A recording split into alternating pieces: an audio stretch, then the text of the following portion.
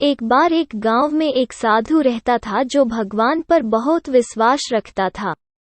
यह बार वो साधु पेड़ के नीचे बैठा था और भगवान को याद कर रहा था तो अचानक वहां बाढ़ आ गई। चारों तरफ पानी ही पानी। सब लोग अपने आप को बचने के लिए ऊपर पहाड़ की तरफ भागने लगे। उनमें से एक आदमी देखा कि इस हालत में भी साधु जी भगवान की तपस्या कर रहे हैं। वो सोचा कि ये अपने आप को बचने के लिए कहीं जा क्यों नहीं रहे हैं, तो उसे साधु से बोला, अरे आप कहीं जा क्यों नहीं रहे हो, आप भी मेरे साथ ऊपर पहाड़ की तरफ चलो, नहीं तो डूब जाओगे।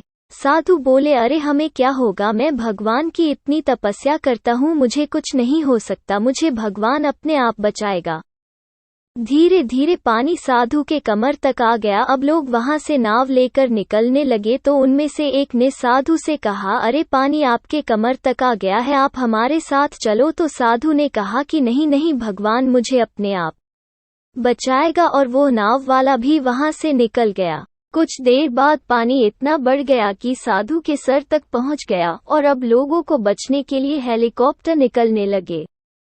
एक हेलीकॉप्टर साधु के पास आया, जो कि आखिरी हेलीकॉप्टर था। साधु के पास नीचे रस्सी फेंकी और बोला, इसे पकड़ो और ऊपर आ जाओ, नहीं आप डूब जाओगे। यह आखिरी हेलीकॉप्टर है और आपके पास में दूसरा कोई रास्ता नहीं है बचने के लिए।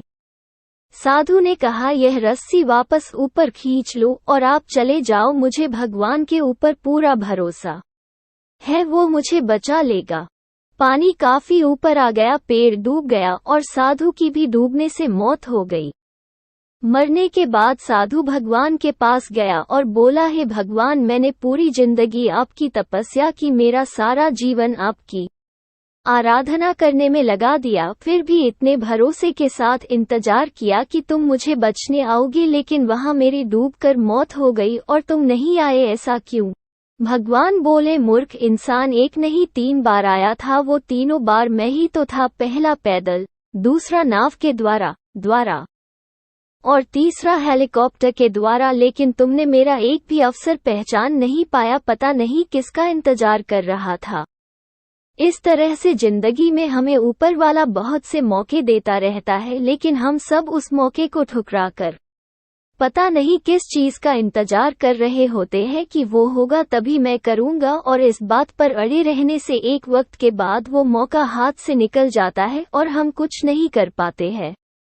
तो किसी भी अच्छे समय का इंतजार मत करो, जो भी करना है आज और अभी से ही शुरू कर दो।